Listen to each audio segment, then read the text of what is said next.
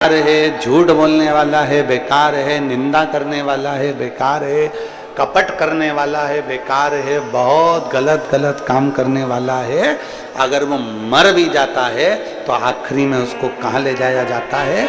शंकर के द्वार शमशान में ले जाया जाता है। शमशान तक लेकर उसको जाते हैं, शिव के धाम तक लेकर जाते हैं। कोई शंकर भगवान से पूछे कि प्रभु ये इसने तो चोरी करी थी, इसने तो झूठ बोला था, इसने तो कपट करा था, इसने तो बेईमानी करी थी, इसने तो प्रपंच करा था, फिर इसको आपका धाम कैसे मिल गया, आपका दरवाजा कैसे मिल गया? तो शंकर भगवान कहते हैं इसने चोरी करी, इसने झूठ बोला, इसने प्रपंच करा, ये बेईमानी करा, ये छल करा, ये कपट करा, पर इसने एक काम करा कि कोई शिव महापुराण की कथा सुनकर जा रहा था, उसके चेहरे का मात्र दर्शन कर लिया, इसलिए मेरे धाम में आकर विराजमान है। इसलिए वो मेरे नजदीक में, मेरे धाम में, मेरे करीब में, मेरे पास में आ गए। शिव महापुराण की कथा सुनने वाले का मात्र मुख का दर्शन। और विद्येश्वर संहिता कर रही है, विद्येश्वर संहिता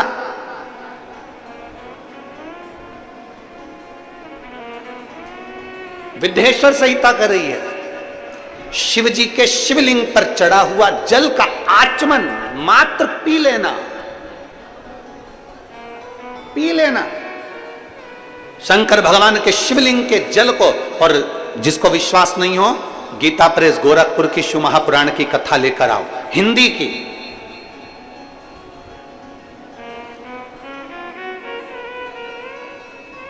अगर कोई तुमसे कह दे कि शंकर जी पे चढ़ा हुआ जल नहीं पीना चाहिए, तो उसको कहो गीता प्रेस गोरखपुर की हिंदी की शिव पुराण लेकर आओ, उसकी विद्येश्वर संहिता पढ़ो, खुद भी पढ़ो, किसी के कहने पर भरोसा ना करिए, विद्येश्वर संहिता खुद पढ़िए।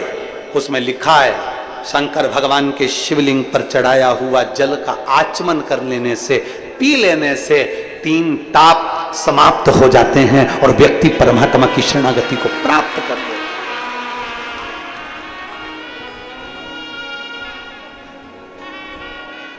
सारे देवताओं की मूर्ति और शंकर भगवान का स्वरूप शिवलिंग,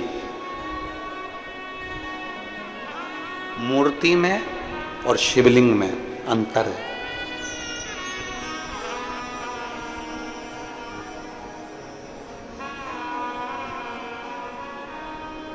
राम जी की मूर्ति होती है कि लिंग स्वरूप होता है? जम के बोलो जरा। मूर्ति। कृष्ण भगवान की मूर्ति, इंद्रदेव की, ब्रह्मा जी की मूर्ति। 33 कोटि देवताओं का क्रम उठाकर देखिए, सारे देवताओं की मूर्ति का क्रम है, शंकर भगवान के मूर्ति का क्रम नहीं, शंकर भगवान के शिवलिंग का क्रम। मूर्ति और शिवलिंग में अंतर क्या है? क्या अंतर है मूर्ति और शिवलिंग में? हमने अपनी व्यासपीठ से आज तक कभी नहीं कहा आपको कि आप अपने घर में भगवान शंकर की मूर्ति रखो। कभी सुना आपने कि हमने अपनी व्यासपीठ से कहा हो कि भगवान शंकर की मूर्ति घर में रखो? ना, हमने व्यासपीठ से इतना जरूर कहा कि शिवलिंग तुम्हारे घर में होना जरूरी है। मूर्ति और शिवलिंग में अंतर है। शंकर भगवान की मूर्ति नहीं, शंकर भगवान का शिवलिंग होना चाहिए। राम जी की मूर्ति हो, कृष्ण भगवान की मूर्ति हो, लड्डू गोपाल की मूर्ति हो, ठाकुर जी की मूर्ति हो, सबकी मूर्ति चल जाएगी, पर शंकर भगवान के शिवलिंग का स्वरूप। मूर्ति और शिवलिंग में अंतर क्या? सावन के महीने में पूरी आस्था चैनल पर करोड़ों भक्त इस शिव महापुराण की कथा को सुन रहे हैं, और के अभी तक जो कथा होती थी वो भरे कहीं गांव के बीच में, शहर के बीच में, नगर के बीच में, यहां वहां होती थी, और आज जो कथा हो रही है वो एकांत में बैठकर हो रही है, इसलिए एकांतेश्वर कथा चौगुना फल देती है। चौगुना फल।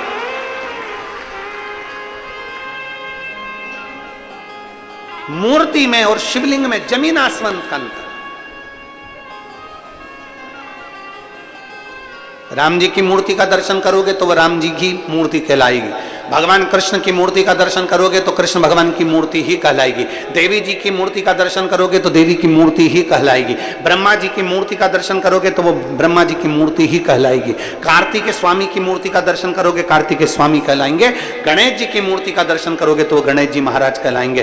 केवल एक शंकर भगवान की कोई मूर्ति नहीं, शंकर भगवान का केवल एक लिंग स्वरूप है, शंकर भगवान का एक प्रतिबिंब, एक प्रतीक शिवलिंग के रूप में है। इसलिए अंदाजा लगाकर रखना कि मूर्ति में एक देवता होते हैं और शिवलिंग के अंदर 33 कोटि देवता विराजमान होते हैं, सारे देवता। वो एक लाइन आप लोग गुनगुनाते हो, सारे देवता, सारे, एक लाइन आपके स्मरण में रहती है, सारे तीर्थ धाम आपके चरणों में, हे भोलेनाथ प्रणाम आपके चरणों में। फिर से एक बार सब बोलिए, सारे तीर्थ। वहां गणेश है, जहां शिव है वहां रिद्धि सिद्धि है, जहां शिव है वहां षडानन कार्तिक है, जहां शिव है वहां लक्ष्मी है, जहां शिव है वहां विष्णु है, जहां शिव है वहां ब्रह्मा है, जहां शिव है वहां सरस्वती है, जहां शिव है वहां गायत्री है, जहां शिव है वहां सावित्री है, जहां शिव है वहां 33 कोटि देवता विराजमान है। एक शिवलिंग, मूर्ति में केवल एक देव होगा पर शिवलिंग में 33 कोटि देव। सारे तीर्थ धाम आपके चरणों